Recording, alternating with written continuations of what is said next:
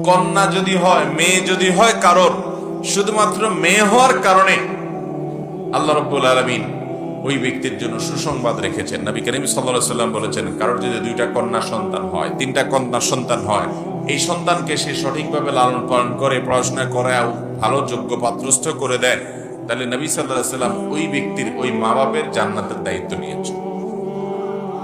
অথচ 1 ডজন ছেলেও যদি হয়, হাফ ডজন ছেলেও যদি হয়, তাদের জন্য এরকম কোনো কথা বলা হয়নি।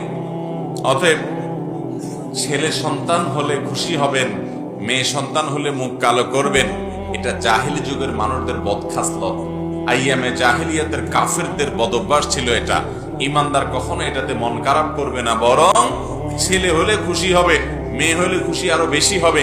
কারণ মেয়ে হলে নবী সাল্লাল্লাহু আলাইহি সাল্লামের ওয়াদা আছে, পুরস্কার আছে। শুধু তাই নয়, ইমাম মালিক রাহমাতুল্লাহ আলাইহি বলেছেন, আল আম্বিয়া ও আবুল বানাত, নবীরা বেশিরভাগ মেয়েদের বাপ। বেশিরভাগ নবীরা কাদের বাপ ছিলেন? মেয়েদের বাপ ছিলেন।